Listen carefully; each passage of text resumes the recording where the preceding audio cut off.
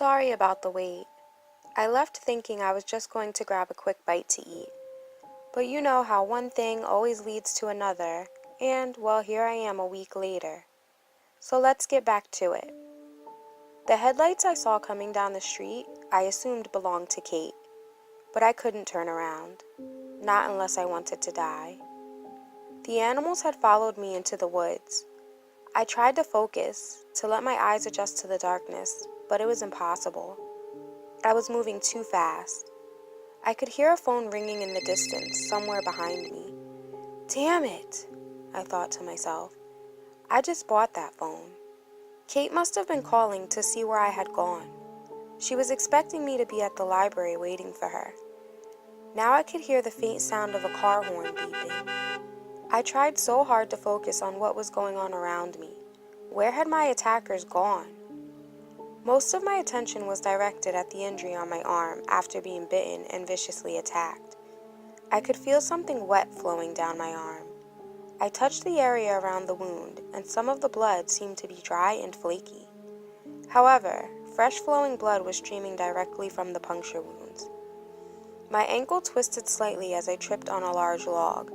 You wouldn't have known it though, by the way I leaped up and continued running at the same pace as before the fall. I refused to die a typical horror movie death, like falling when you're being chased and then stopping to whine and cry as loudly as possible, or hiding in the most obvious place that the killer always looks. I'm a huge horror movie fan, but does the stupidity ever end? I'm not trying to end up like Drew Barrymore. I plan on being the Sydney in this situation, I told myself. I could no longer hear my phone ringing, so either Kate stopped calling or she left. I decided that I had to find a way out of there, but everything looked exactly the same. I didn't see any sign of the predators anywhere, but I knew they were lurking somewhere out there in the darkness. I could tell by the sounds of rustling in the woods every now and then. They were just waiting for the moment to attack the prey again. I pulled my pepper spray out of my purse. Thankfully, I was wearing sneakers this time around. I listened closely, trying to make out the sound of a passing car, maybe a river I could follow, anything that would help me find my way out of there. But I heard something else instead. There were footsteps approaching me, from behind and on both sides. I gripped my can of pepper spray with intense pressure. Then I heard it, the savage growls. They had hunted me down. They surrounded me. I had no way out, nowhere to run. Hoping it worked better than the taser, I squirted the pepper spray all around me in a circle. I sprayed the excess towards each of them, aiming at their eyes and noses. Some dripped down my arm and mixed in with the blood from my bite. I screamed out in excruciating pain. The burning sensation was unbearable. Turning my attention back to the animals, I realized the pepper spray was having some effect on them. They were wiping wildly at their eyes and snouts. They began to howl, one after the other. Then one ran off, and another, followed by the last two. I ran and ran and ran.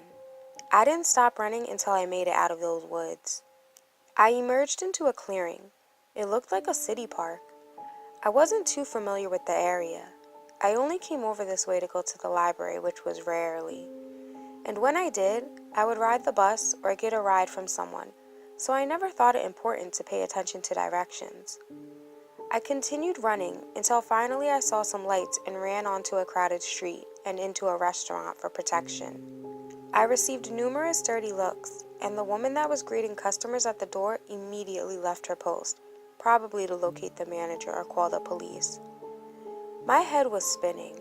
I just wanted to make it back to my apartment so I could lie down.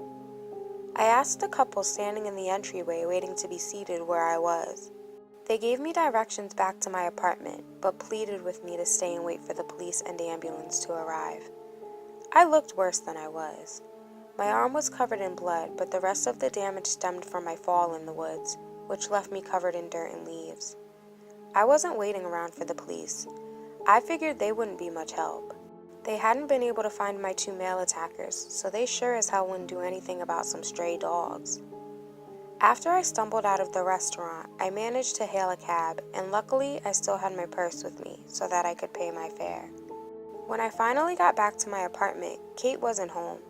I assumed she had went on to dinner without me, so I gave her a call from the campus lobby to apologize for not being able to make it. I'm sure she'd understand.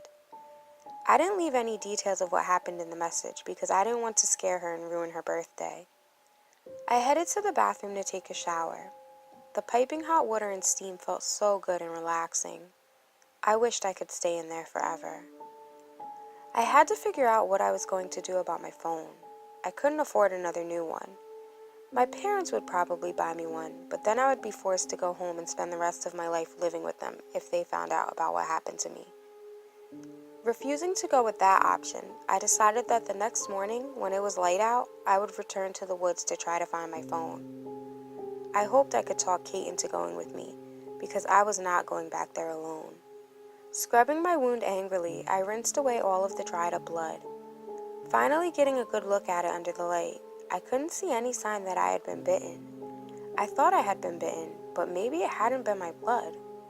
Maybe I had overreacted, and the blood actually belonged to the animal that had attacked me. I had been in a panic during the attack, so maybe I just imagined being bitten. I did have traces of some scratches still on my chest from its claws, but those didn't seem too bad. After exiting the shower and getting dressed in my flannel pajamas, I tried to call Kate again to see how dinner went. There was still no answer. She's probably just hanging out with her boyfriend Tyler. It is her birthday after all, I thought to myself. I returned to my apartment and curled up on the couch in the living room and then pulled a blanket over me. I was so exhausted, I began to doze off. I was awakened early the next morning by a knock at the door.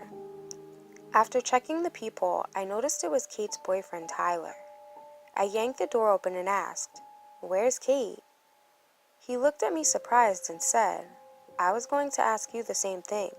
She never showed up for dinner last night, but neither did you. We got into an argument yesterday afternoon, so I thought maybe that was why she never showed up." I grabbed his arm firmly and told him to come inside. Then I explained everything that had happened to me the night before. She was on her way to dinner when I asked her to come pick me up. "We have to go find her," I insisted.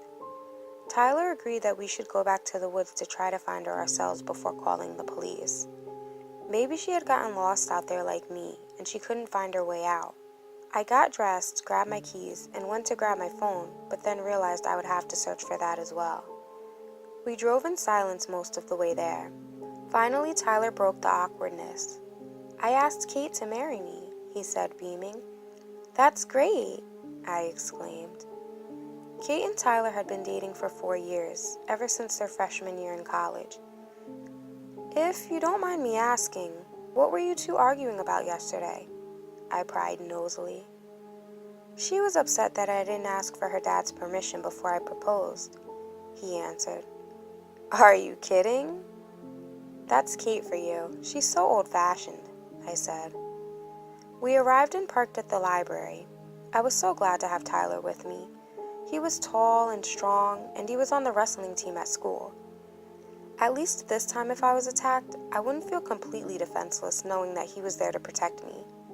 I immediately spotted Kate's gold Chevy Impala in the library parking lot. We approached it, and the doors were unlocked. Her purse was inside, but her phone and keys were gone. As we entered the woods, we noticed a trail of blood leading down a path. "I think it's mine," I assured Tyler when I saw him turning pale. "I told you I got bit last night." "Right," he answered, swallowing hard. I hate guys who act all macho and tough but are really just cowards. "Come on," I said and led the way. I instructed him to call my phone. I was hoping Kate left me a message or text, anything to hint at her whereabouts.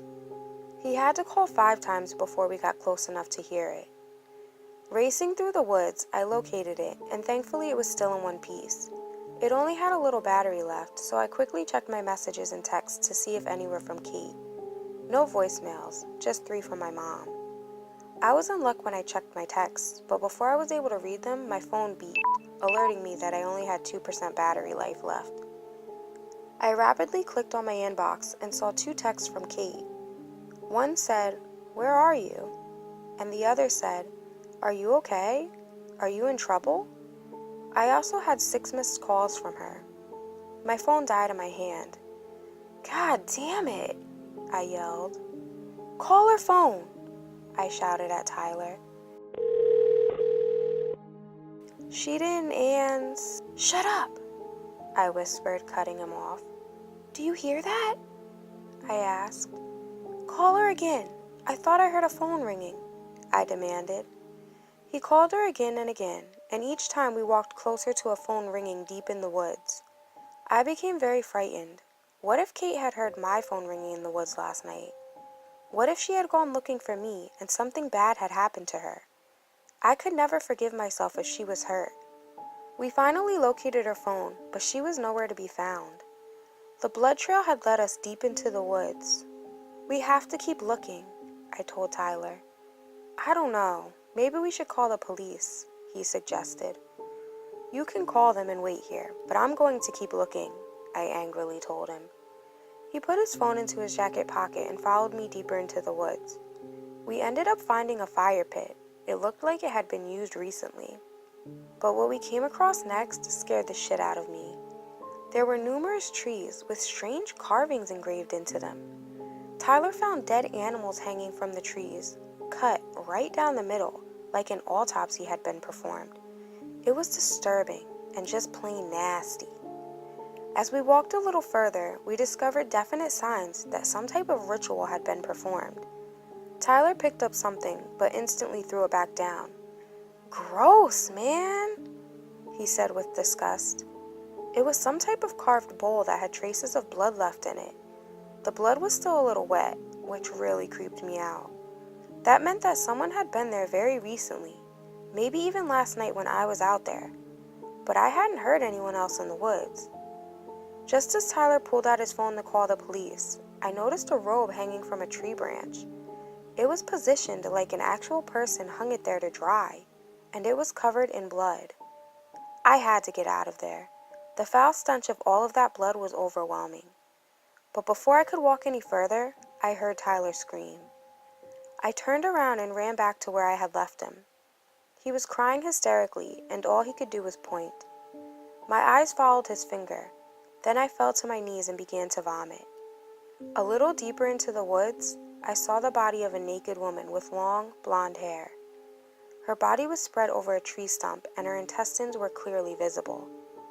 I couldn't tell from the distance I was at, but I knew in my heart that it was Kate.